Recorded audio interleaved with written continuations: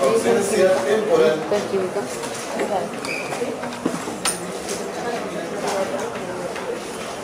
del recuerdo.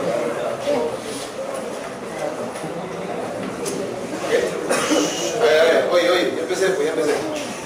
La ausencia temporal del recuerdo. Ahora, ¿a qué se refiere eso? O sea, ¿cómo y por qué decimos la ausencia temporal? Quizá dentro de la definición tendríamos que analizar algo más importante. Olvido también puede ser simplemente no recordar, pero la pregunta es ¿cuándo le llamamos olvido y por qué?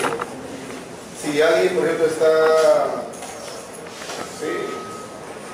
jugando con su bicicleta o con su skate y se cae, se golpea y después de darse un golpe no recuerda su nombre, eso ya no podemos llamarle olvido. Pero me olvidé mi nombre, no puede ser. Entonces, eso ya no es olvido, eso tendría que entrar en otra categoría, porque lo que acaba, entre comillas, de olvidar es un dato muy significativo. A veces hay situaciones como las de una epilepsia. Tras una epilepsia, o sea, si tú has visto una epilepsia, después de una epilepsia a veces se encuentra que otra persona está confundido. Si tú le preguntas por un número telefónico, no te va a contestar. Además, te preguntas su nombre, tal vez después de dudarlo mucho, ya te lo diga, o a veces simplemente no te dice el nombre. Entonces, olvidar es simplemente perder cierta información, pero la información que se ha perdido no es significativa para el sujeto. A veces puede pasar también que el olvido sucede por confusión, ¿no? Te decía, creo, la semana anterior, ¿no? A veces ha pasado que entramos a nuestra habitación, pues entramos, y eso nos detenemos, ¿no? ¿A qué vine? Y retrocedemos, me voy a retroceder para recordar. Y cuando me pongo a hacer lo mismo que estaba haciendo hace un rato, recién lo recuerdo. Y ahora sí, nuevamente voy a buscar lo que estaba queriendo encontrar. Entonces, el olvido también puede darse por situaciones de interferencia. La semana anterior habíamos hablado de cómo la información ingresa por el sistema sensorial y llega a lo que llamamos memoria a corto plazo o memoria de corto plazo. Y en la memoria a corto plazo, esta memoria procesa la información que nosotros estamos atendiendo y que estamos necesitando en ese momento. Pero si entra otra información, esta se pone a un lado, ¿cierto? Por ejemplo, te decía, ¿no? La llamada telefónica, estoy conversando contigo y en eso me llaman por teléfono. Si pasa más o menos 15, 25 segundos y estoy hablando por teléfono, o quizá un minuto hablando por teléfono y corto la llamada, es posible que no recuerde la conversación que tenía contigo hace un instante. ¿Por qué? Porque la conversación ha sido puesta a un lado, ¿cierto? Y el dato de la charla telefónica entró y se procesó. Y esta información que puse a un lado se va a desvanecer, se va a debilitar. Entonces, el olvido tiene varias causas. Una de las causas que vamos a revisar primero, una de las razones por las cuales podemos olvidar, ha sido propuesta, es una propuesta de psicoanálisis y le vamos a llamar teoría del olvido motivado. Teoría del olvido motivado. ¿Por qué le llamamos teoría del olvido motivado? Porque parece ser que hay un motivo para olvidar. Veamos, ¿no? Por ejemplo, una pregunta que por ahí vi en un libro acá de psicología decía: ¿por qué justo cuando tenemos dinero se nos olvida pagar nuestras deudas? Y recién nos recordamos cuando ya no lo gastamos todo.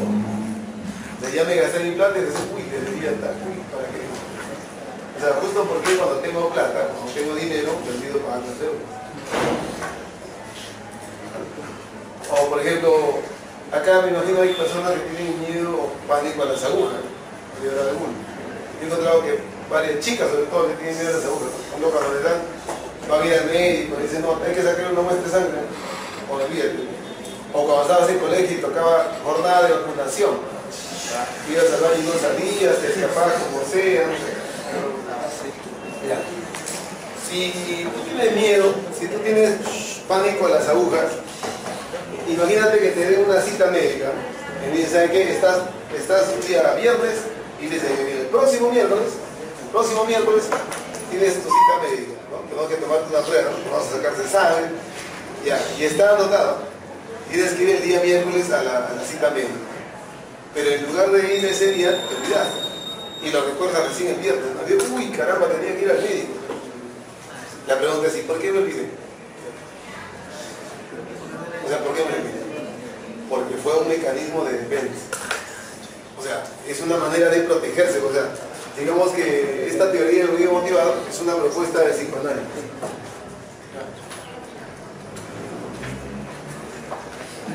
Es una propuesta del psicoanálisis.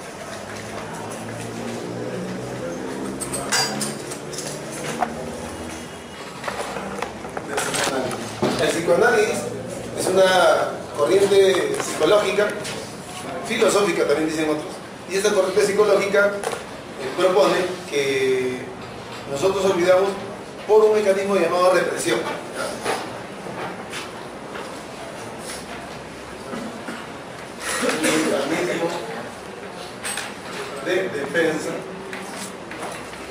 Un mecanismo de defensa, denominado represión.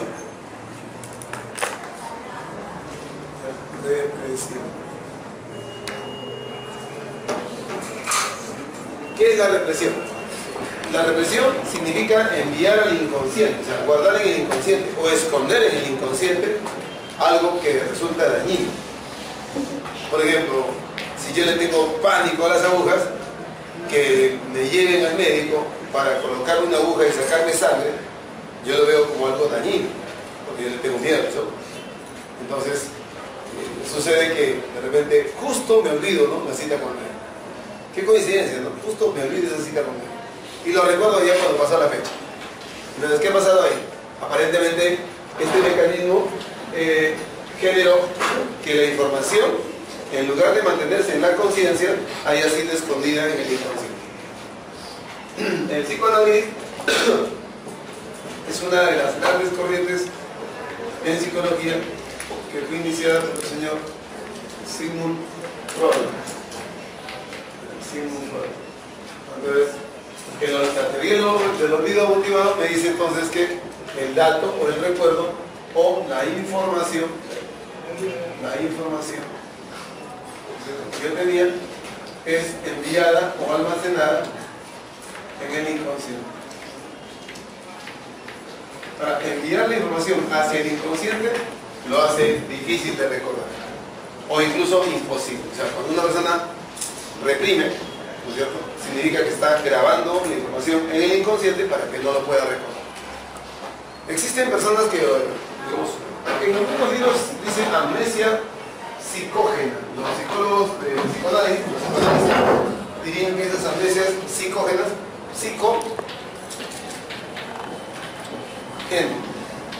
amnesia psicógena, o sea, amnesia de causa, de origen, de surgimiento psíquico. Ahí no hay lesión cerebral, ahí no hay no sé, un tumor, traumatismo encefalocraniano, accidente cerebrovascular, no hay nada de eso. Se olvida porque es una forma de protegerse, es una forma de autoprotección. Esa es la represión. Otra teoría del olvido será la teoría del olvido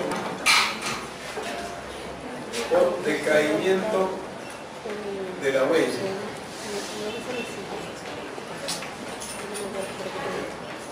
Decaimiento de la huella. O sea, se supone que cuando nosotros aprendemos, se establece una cantidad determinada de sinapsis, o sea, la información es almacenada en nuestro cerebro, ¿cierto? La información almacenada en el cerebro se almacena en circuitos de sinapsis, de neuronas. Recuerda que una sinapsis es una conexión entre neuronas. Entonces, cuando tú aprendes algo, ese proceso de aprendizaje significa que la información que tú has adquirido se graba en conexiones neuronales. Pero si tú no vuelves a repasar la información, esas conexiones neuronales como que se pierden. Y esa pérdida de conexiones neuronales a su vez genera pérdida de la información que estaba grabada ahí. Entonces, a eso le llaman teoría por el decaimiento de la huella. O sea, estamos hablando de la huella mnésica. Esta huella mnésica o huella de recuerdo, ¿cierto? hace referencia a las sinapsis, ¿no es cierto?, entre neuronas. Sinapsis entre neuronas. Entonces, por falta de práctica, si es que tú practicas más seguido, se fortalecen las sinapsis. Si tú no practicas una información, las sinapsis se debilitan. Entonces, decaimiento de la huella amnésica. Las sinapsis almacenan la información. Entonces, acá habría una pérdida de sinapsis.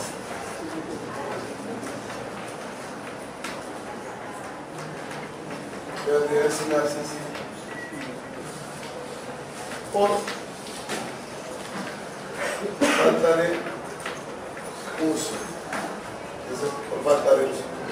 Si es que yo no utilizo la información 2, 3, 4, 5 veces, se pierde la información, ¿ya? El olvido por interferencia.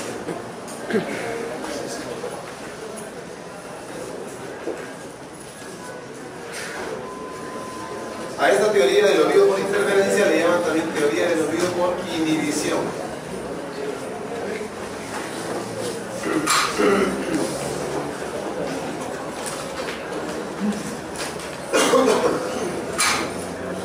Eso significa que esta teoría propone que nosotros olvidamos porque una información interfiere con otra información. Una información bloquea a otra información. O sea, hay un bloqueo entre datos. ¿Okay? Existe una interferencia proactiva. Hay una interferencia proactiva y una interferencia retroactiva. Interferencia proactiva e interferencia retroactiva. 2. La interferencia proactiva involucra esto. Vamos a explicarlo con un ejemplito para luego intentar definirlo, ¿sí? Imagínate esto. Imaginémoslo así.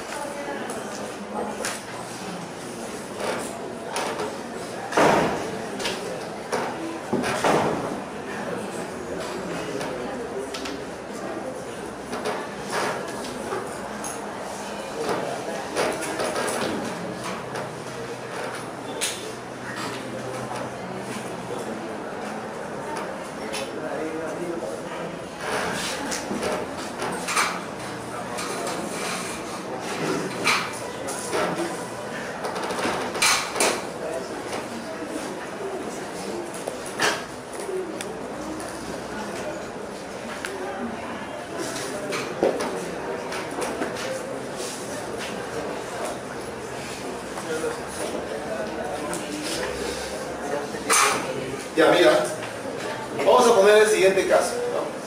Imagínate que a alguien le roban el celular, la clásica, ¿no? La clásica. ¿Muy bien? Te robaron el celular. Pero por supuesto, tu papá, para no verte sufrir ahí a cada rato, ¿no?, te ha comprado otro. Bueno, imagina que tenías un celular antiguo, te lo regaló tu papá. Pero tu viejo te regaló su celular, el antiguazo ese que parecía un ladrillo de la Segunda Guerra Mundial. Tu celular. Pero sabes, este celular tenía un determinado número, ¿no? O sea, había números de este celular. Con antenas de esos clásicos. Cierre de la Segunda Guerra. Ya, pero como le robaron este celular, bueno, Ya depende, ¿qué importa? Le han comprado uno nuevo, casi una tablet. Con pantalla táctil. Y él ha pedido que le cambie de número, o sea, un nuevo número de celular. Todavía tiene un celular ya actual con un nuevo número. Camina por la calle y alguien le pregunta, oye, te hemos estado llamando y no has contestado las llamadas. Y ella responde, mira, lo que pasa es que me han robado el celular. Me han robado ese celular. Pero no te preocupes, hace 2 días que ya tengo uno nuevo y con otro número. Ah, perfecto. ¿Y cuál es tu número actual? Por más que intento, no me lo puedo grabar todavía. Eso pasa.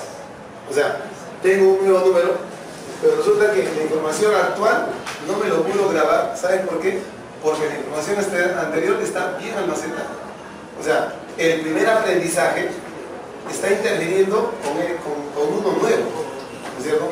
Es como si lo pasado interfiere contra lo actual. A eso se le llama interferencia proactiva. Interferencia proactiva. ¿Okay? O sea, quieres aprender tu nuevo número, pero por más que lo usas, no puedes, porque siempre te acuerdas del anterior. Recuerdas mejor lo anterior y no recuerdas bien lo actual. Se llama interferencia proactiva. Ahora, pero imagínate que ya han pasado unos 6 meses u 8 meses, ¿okay? O un año, ponle. Entonces, si alguien te pregunta, oye, qué curioso, oye, ¿y te acuerdas tu número anterior? O sea, han pasado ya unos 6 u 8 meses y te preguntan si recuerdas tu número anterior de celular. Es muy probable de que no recuerdes ya el número anterior, porque te acuerdas perfectamente ya el actual. ¿Viste? El actual sí lo recuerdas. A esta interferencia se le llama interferencia retroactiva. Se le llama interferencia retroactiva. Entonces, cuando hablamos de interferencia proactiva e interferencia retroactiva, nos referimos a la incapacidad de recordar, pero producto de qué? De que un dato está bloqueando otro dato. Un recuerdo bloquea el otro. Entonces, en la interferencia, el olvido por interferencia se llama olvido por inhibición. Inhibición proactiva e inhibición retroactiva. 2 tipos de inhibición. A ver, te hago una pregunta. Ya. Estoy conversando contigo, y en eso alguien me llama por teléfono. Contesto la llamada, le demoro un promedio de 1 minuto, y después de contestar mi llamada, tranquilamente estaba conversando yo, termino la llamada y te pregunto, ¿de qué estábamos hablando? Ya. En ese caso, hubo interferencia. ¿Qué tipo de interferencia hubo en ese caso?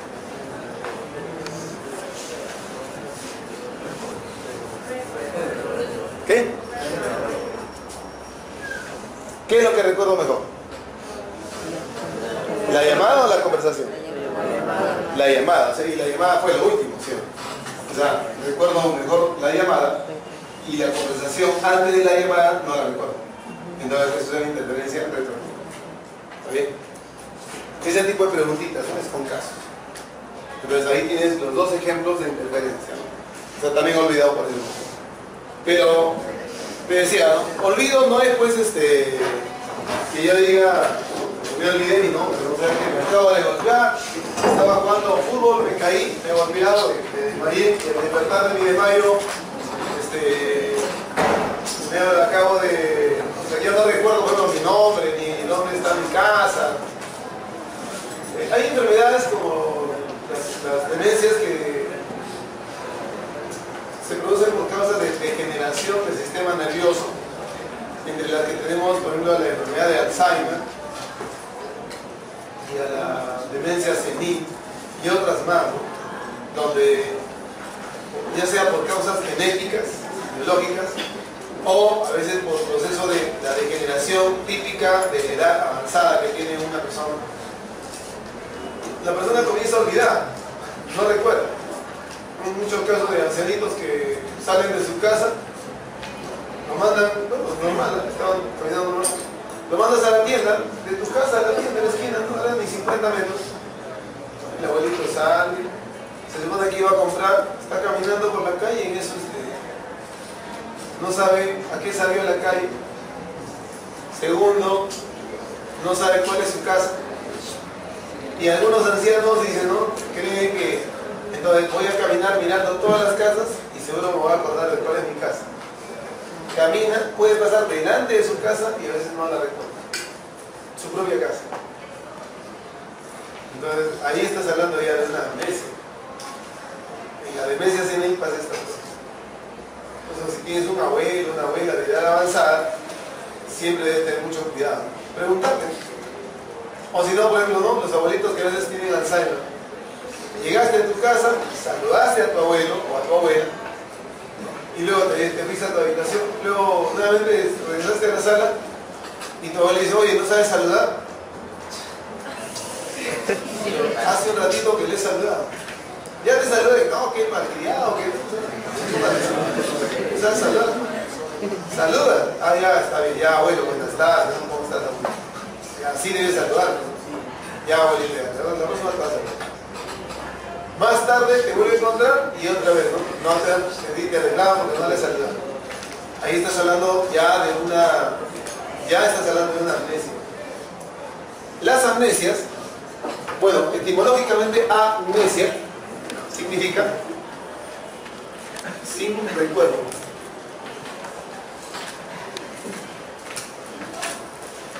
Amnesia sin recuerdo. La persona no recuerda, se le han ido datos importantes de su vida. Vamos a hablar de dos amnesias acá. Una amnesia llamada amnesia retrógrada.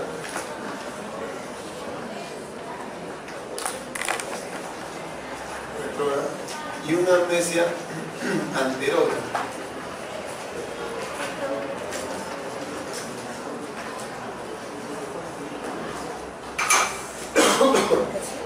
La amnesia retrógrada se refiere a la incapacidad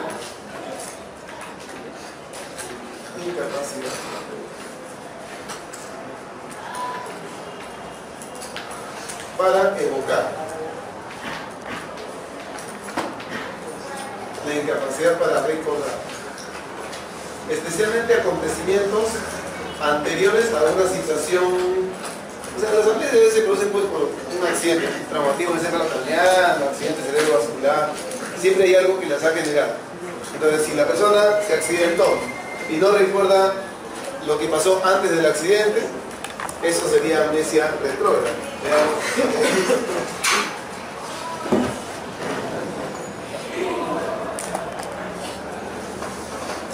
Imaginemos el caso siguiente.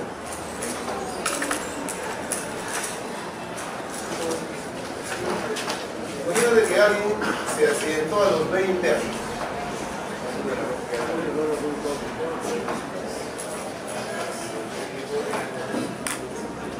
Ya imagínate eso. A los 20 años, a los 20 años sufrió un accidente. ¿Ya? A los 20 sufrió un accidente. Y lamentablemente, del día del accidente hacia atrás, mira, del día del accidente hacia atrás, o no recuerda nada, o no recuerda mucho, o sea, hay mucha información que se ha perdido.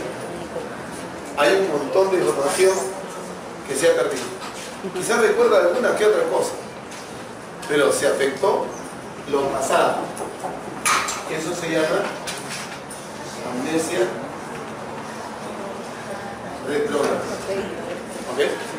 Entonces, en la amnesia retrógrada hay incapacidad para evocar o incapacidad para recordar. Se supone que esa información que él ha vivido debería estar en su cerebro, guardada, ¿no? En sus neuronas, ¿no? Y que en cualquier instante podría salir. Pero la amnesia ha generado que se ha bloqueado esa información. Mira, ha pasado un año, 2, 3, 4, 5. Actualmente esta persona tiene 25 años. Si yo le pido a los 25 años que me narre su biografía, él se va a acordar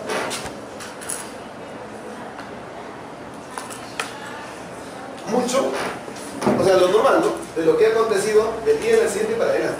Esto sí lo puede almacenar. Él va a cumplir 26, 30, 50 años, eso sí lo almacena.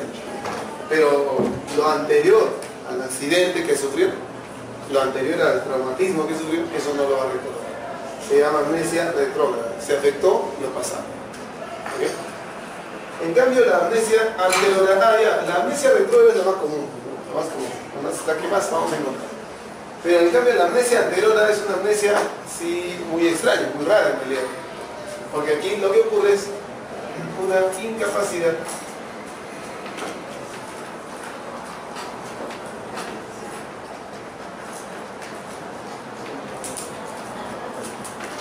para fijar y almacenar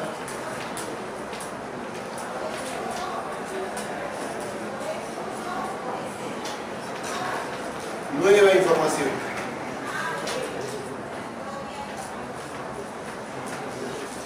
¿Okay? Por ejemplo,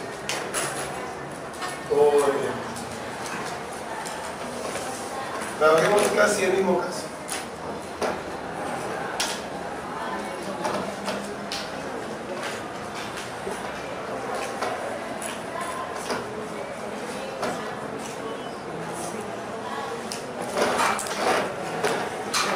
Ahora imagínate lo contrario, ¿no? ¿Listo? A ver, una persona a los 20 años, ¿sí? A los 20 años se accidentó, actualmente tiene 25. Le pido que me cuente o que me narre su biografía. ¿Sabe qué?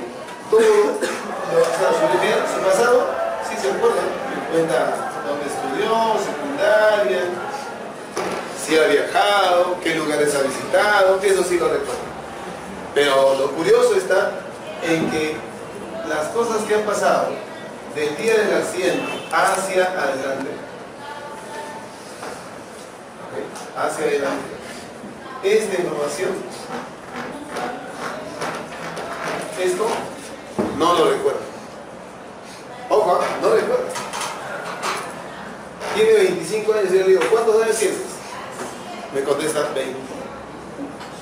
¿Qué año estamos? Él no recuerda qué ha pasado ya varios años. O sea, la amnesia ha ido del día del accidente hacia adelante. Se llama eso amnesia anterograda. Antes. Entonces, imagínate cuando cumpla 60 años. En la película, como si fuera la primera vez, es una comedia romántica, ¿no? Y en esa película, como si fuera la primera vez, ahí vas a encontrar que pasa este acontecimiento. O sea, la persona no puede recordar. Imagínate un día cuando tenga 60 años y despierte de su cama y vaya y se mira el espejo para lavarse la carita y se mira el espejo y va a ver una persona arrugadita, ¿no? O sea, no recuerda que ha pasado un montón de años, ¿no? Dice, oye, un momento, anoche me acosté y he despertado ya arrugado. Claro, no recuerda todo el tiempo que ha pasado, no lo recuerda. Esa es la amnesia anterior. Ahora, hay una peor todavía. Hay un video colgado en YouTube que puedes encontrar seguro y titula El hombre con 7 segundos de memoria. El hombre con 7 segundos de memoria en YouTube. Es el caso de un músico, un compositor que sufrió una infección cerebral y producto de esa infección cerebral ha perdido, ¿no?, la memoria. Pero en él se da algo peor. En él hay una amnesia retroanterógrada. O sea, él ha perdido, no recuerda su pasado, no recuerda casi nada, ¿cierto?, salvo algunas excepciones. El rostro de su esposa quizás sí lo recuerda. Y las cosas nuevas que están pasando, para nada. Le hicieron un video, una película. La película se llama Prisionero de la Conciencia. Prisionero de la Conciencia se llama la película. Le hicieron la película cuando él era joven. 20 años después, o 20 años más tarde, vuelven a hacer una película de él y le dicen, ¿no? ¿Sabe qué? Usted es un hombre famoso. Y se ríe. Sí, hace 20 años hicieron una película de él. Y él dice, ni lo recordaba. Toca piano. Se puso a tocar piano, porque ya es un conocimiento, como él desde niño se le toca piano, como que ya quedó automatizado. Toca piano, todo. Luego de tocar piano está conversando y dice, nunca he escuchado una nota musical. O sea, después de que me accidenté, no he vuelto a escuchar notas musicales. Pero usted acaba de tocar el piano. No, dice, sí, acaba de tocar piano. No lo recuerdo. O sea, no puede recordar las cosas nuevas después del accidente. Esa amnesia se llama amnesia anterior. te tocara, si tuvieras que aceptar una amnesia, ¿cuál de estas no te gustaría vivir? A la edad que tienes tú, sería fatal tener una anterógrafo. A la edad que tienes tú sería terrible, ¿no? Preferirías mejor una retrógrada. Porque si tuvieras una retrógrada, bueno, de aquí en adelante se puede construir tu recuerdo, ¿no? Podríamos enseñarte fotos, filmaciones, o sea, álbumes fotográficos, se te puede contar, ¿no?, la historia, ¿no?, de qué cosa pasó, de qué sucedió, a dónde viajaron, tal vez eso. Pero si supieras esto sería terrible, vivirías solamente con un poco de información. Luego tenemos a la hipermnesia. La hipermnesia es una alteración de la memoria que consiste en una exageración en la capacidad para evocar. Una exageración en la capacidad para evocar.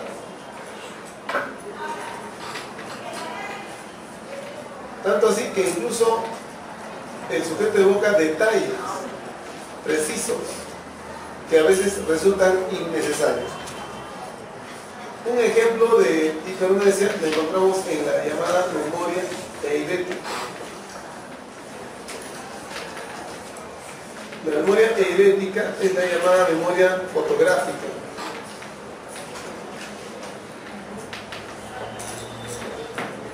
En YouTube, si deseas, para que veas un ejemplo de memoria fotográfica, vas a poner este nombre, ¿no? Stephen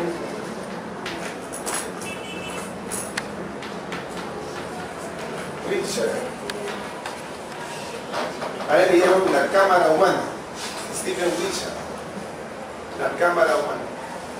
Este muchacho lo suben a un helicóptero, lo pasean por la ciudad de Roma, media hora dando vueltas, y él está mirando toda la ciudad de Roma, y luego lo bajan, lo pone enfrente de una pizarra así como esta, solo que una pizarra blanca, y le dan un marcador negro, y él comienza a dibujar. Se demora 3 días dibujando. Dibujan a cierta cantidad de horas, descansa. El día siguiente dibujan, descansa. 3 días. Y en 3 días tú te fijas, el dibujo es como una foto. Como una foto. Y cuando han tratado de ver, seguro que por ahí algún detalle se va a olvidar. Dicen los que han estudiado y han visto este ejemplo del dibujo que hace, que no se equivoca ni siquiera en el número de ventanas de un edificio, ni la cantidad de columnas que tienen algunos monumentos. No se equivoca, preciso todo. La cámara humana, Stephen Richard.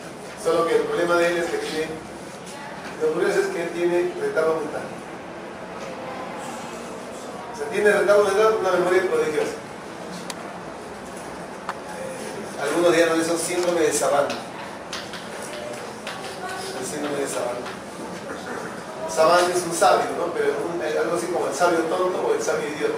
El síndrome de sabio idiota, el síndrome de Savant. Y la paramnesia, que sería pues el proceso de... Esta es una alteración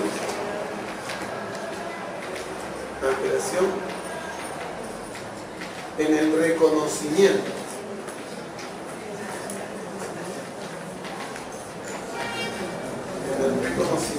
O sea, aquí se puede decir que eso es una falsificación, o sea, es una falsificación de recuerdos.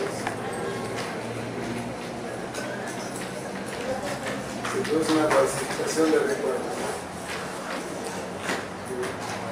Mucha gente habla de una alucinación de la memoria.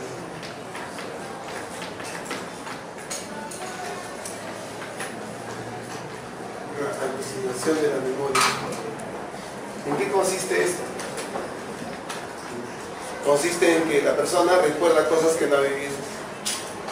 Pero acá en el boletín me han puesto también, ya me han agregado, ¿no?, tipos de paramnesia. En realidad yo no estoy de acuerdo con esa clasificación. No es que sea tipos de paramnesia, sino que la paramnesia es recordar cosas que uno no ha vivido. Por ejemplo, nunca ha salido de Perú, pero recuerda haber viajado por el mundo. Eso es paramnesia. Pero no es un recuerdo simple, ¿no?, sino que él recuerda y está convencido del recuerdo. Está convencido totalmente. En cambio, hay dos fenómenos que se sí lo están mencionando aquí. Uno es el déjà vu.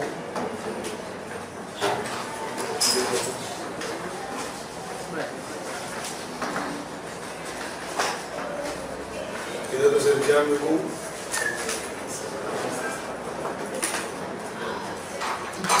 Ambos en realidad no serían trastornos o alteraciones, ¿no? Son situaciones que involucran percepción y memoria. Por ejemplo, en el déjà vu es más perceptual. Una persona llega a un sitio donde nunca ha estado y entra y dice que raro. Me parece que yo esto ya lo hubiese visto antes. Me parece conocido este sitio. Tiene la impresión de que eso ya lo conoces, pero sabes muy bien que no es cierto. Sabes que es un lugar nuevo. Entonces eso se llama déjà vu. Bueno, a mí me ha pasado déjà vu ¿Y por qué pasa eso? No se sabe exactamente, pero se supone que está ligado a situaciones emocionales, ¿no? Expectativa, novedad, o quizá pueden ser ciertos niveles de ansiedad. Y lo curioso es que es frecuente más en adolescentes que en adultos. ¿Y por qué el adulto no viene a cada rato de ello? Quizá porque tiene una mayor estabilidad emocional, una mejor estabilidad emocional. Por eso tal vez. Eso es entonces déjà vu. Ahora, en el déjà vu, lo que es nuevo, novedoso, recién lo conozco, me parece que ya lo conozco desde antes. En el déjà vu es al revés. Lo que es conocido, a mí me parece nuevo. Por ejemplo, ¿no? Puede ser que me quedé dormido en mi casa, en mi cuarto. Por algún motivo desperté rápido y al despertar tengo un estado ligero de confusión. Y en ese momento, a pesar de que estoy en mi habitación, miro de un lado para otro y no sé dónde estoy. Y recién después de un momento digo, ah, caramba, pues estoy en mi cuarto. ¿Sí? Eso es entonces déjà vu. En el déjà vu, lo nuevo parece conocido. En el déjà vu, lo conocido me parece nuevo. ¿Okay? Esas son dos formas, dos fenómenos de la memoria y la percepción, pero que no podríamos llamarle paramnesia. El sujeto no está convencido de ese falso recuerdo.